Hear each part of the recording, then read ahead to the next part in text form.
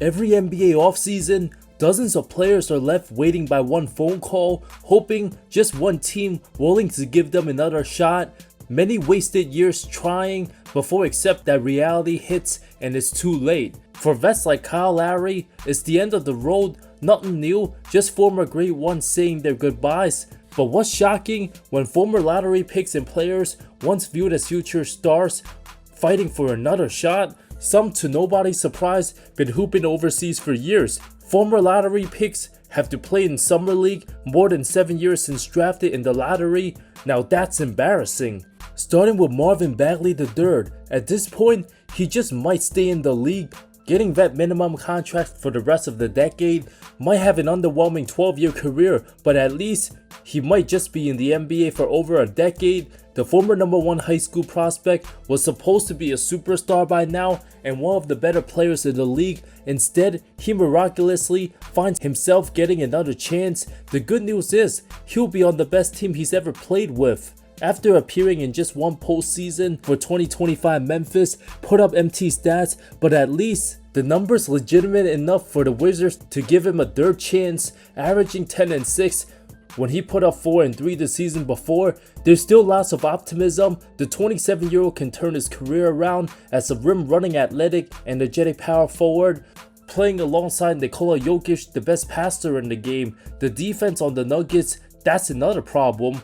Bagley might just be good enough to not go overseas, retire at age 32, enjoy his millions when he could have been out the league 3 different times. One of the many examples, like a James Wiseman who's completely out the NBA now, and Miles with guys who destroyed every competition at the lower level, being bigger, faster, stronger, more athletic, but the lack of fundamentals eventually got exposed in the NBA. Bagley having no real post moves, a poor rim protector, there's no way he's a serious starter for any team.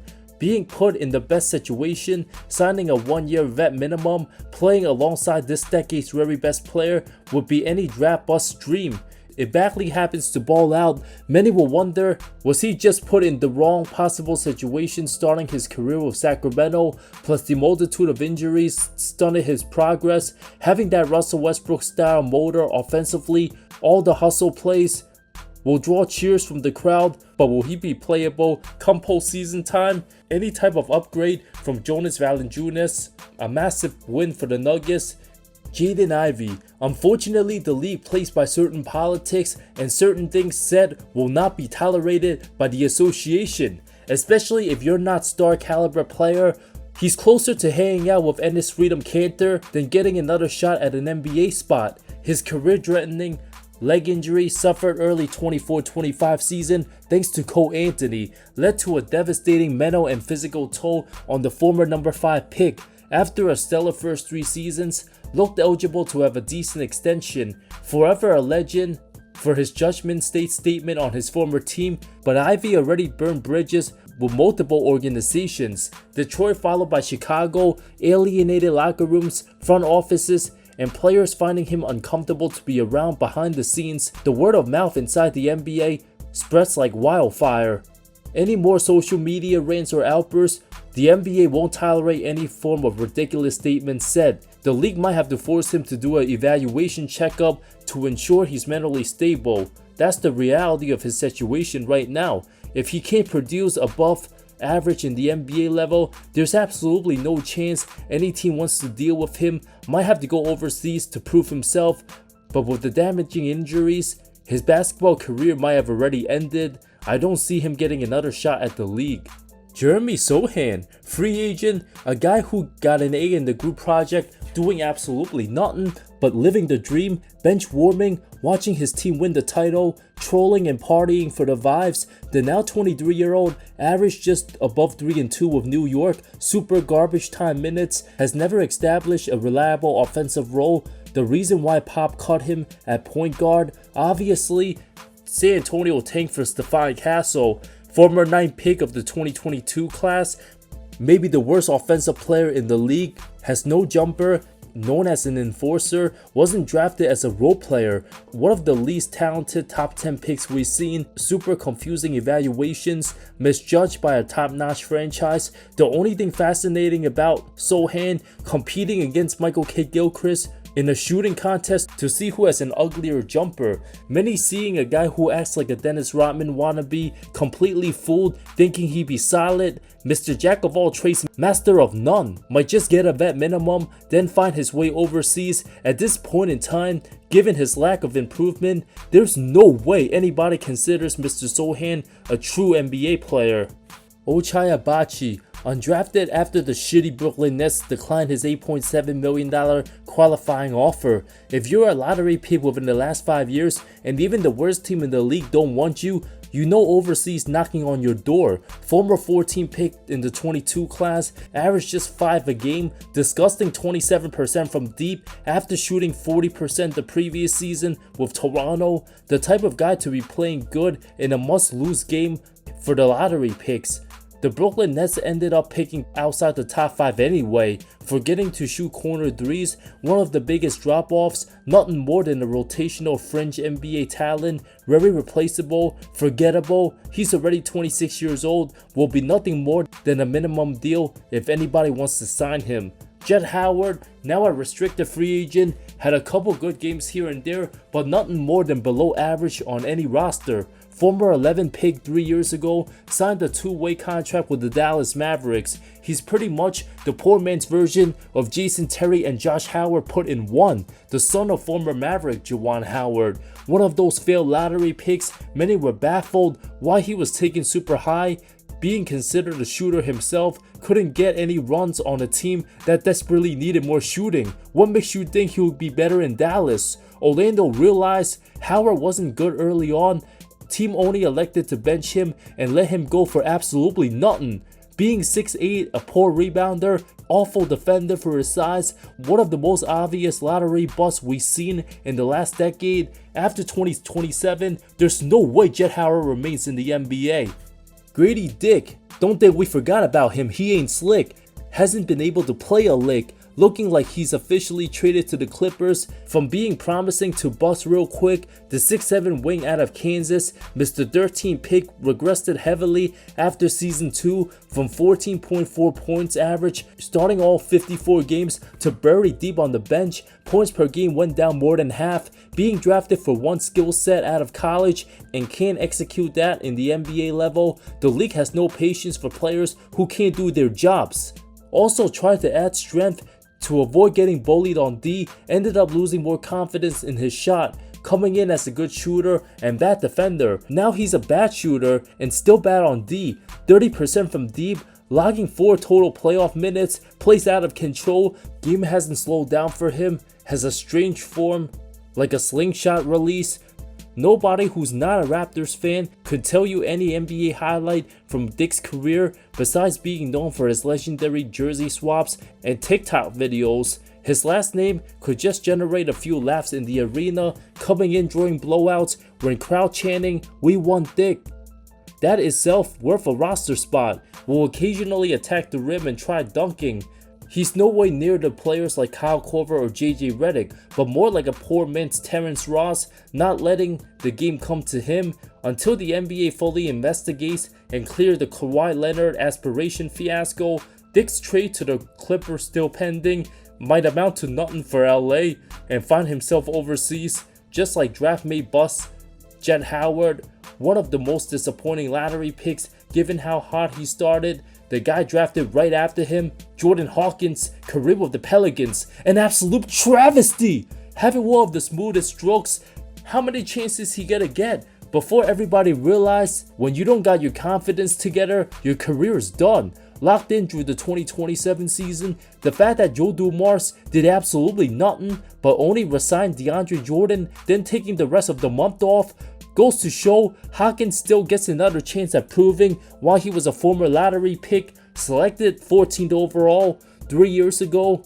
After coming off winning most outstanding player for national champion UConn, year 3, his scoring down more than half from 11 a game to just 5.1, 35% from deep. When that's supposed to be his specialty, he's been horrendous. Even for a 26-win team, an insane minus 11.1 points per 100 possessions when on the floor. Him and Jordan Poole, the worst Jordan duo an NBA team might ever encounter. an abysmal defender, needs to shoot above 40% from deep to remain in any rotation, hasn't looked the same since the nagging back injuries. One of those guys at the crossing point, either he's completely out the league like Kira Lewis Jr. or totally resurrects himself like a Nickeil Alexander-Walker, the first most likely scenario. Hawkins the type of guy who needs to get out of the cursed franchise, go elsewhere, and ball out after the deadline. That's the only chance he'll get at redeeming his career and getting a second contract. If I was to tell you one of these guys between Jordan Hawkins and Jett Howard will remain in the NBA after 2027, I'm going with Hawkins, but won't be shocked if both cross paths overseas in 2 years.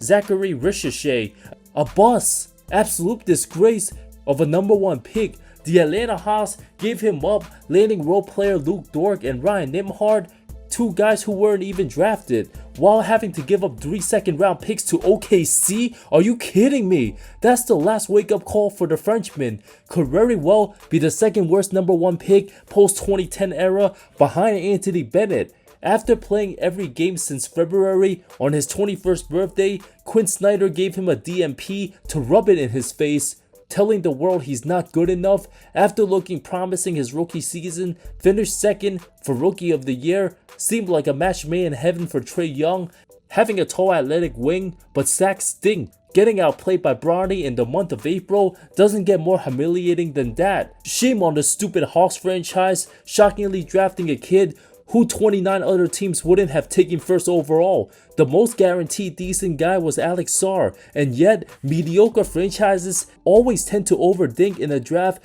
where there isn't a consensus #1 pick. Teams can easily sag off him as a non-shooting threat. For the playoffs, played a whopping 23 minutes across 3 games, 11 total points for a guy who never had star ceiling but looked at as an exceptional 3-and-D. Any team who drafts a projected 3-and-D guy #1 overall and he ends up being a bust, franchise should be banned from getting lottery picks for a good 5 years due to their stupidity and incompetency. Now it's Dallas, who has the first pick of the 2024 and 25 draft. Cooper Flag will probably be better than Kyrie all of next season, and Risacher probably the 13th man riding the bench. He's not even better than PJ Washington or Najee Marshall.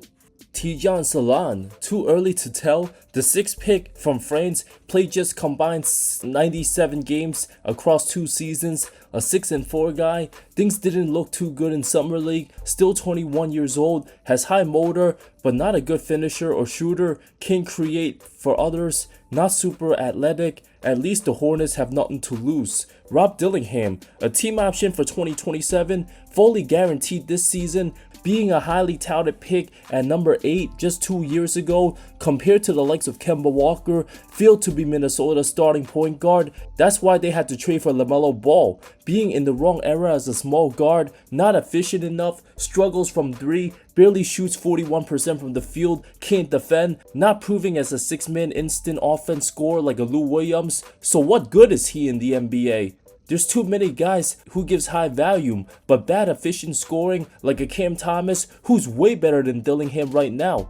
And Cam can't even sign with any team. The difference between the NBA and college ball significant with the size of defenders and a further 3-point line. Rob often gets his shot blocked, doesn't have the confidence, don't have time to develop, a turnover machine, listed 6'2", but in reality, probably 5'11"-ish, perhaps the lightest guy in the league. When you can't score easily or play D at that size, there's no market for you in today's NBA. Bones Highland took over his role in Minnesota, never looked back. If Bulls fans rather have Patrick Williams over Rob on their team at this time, there's no backing the Kentucky one and done. Overseas will be the likely scenario come 2028 until he gives serious minutes and balls out, but that's unlikely.